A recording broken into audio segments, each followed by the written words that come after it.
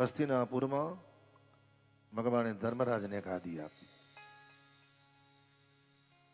કુંતાજીએ 5 દીકરાઓને બોલાયા. પુત્ર બધું દ્રૌપદી. 5 દીકરાઓને કીધું મારા સામું બેસો.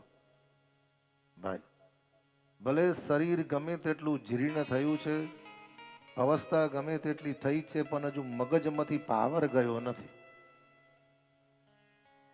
અને વર્ષો પહેલા તમે જુઓ કે ડોશીમાં કશું ના કરે પણ હિંચકા પર બેઠા હોય તો આખા લોકોને બીક લાગે. પુત્ર બધું ઘરમાં જતાય ગભરાય ને બહાર નીકળતાય ગભરાય. એમ જ્યાં કુંતાજી બેઠા છે અને 5 દીકરાઓને કાન ખોલીને બેસો શાંતિથી. ભીમ ઉભો થયો. દરેક ઘરમાં એક તો હોય ને.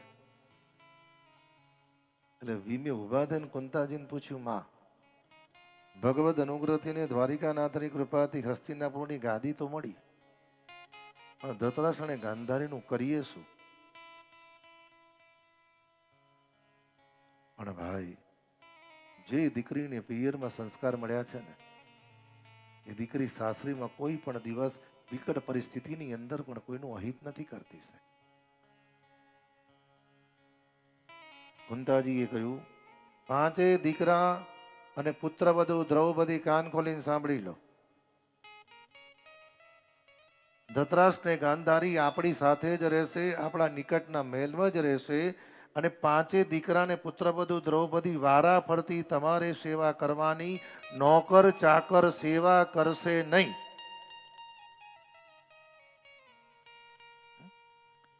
ભીમે કહ્યું, માં.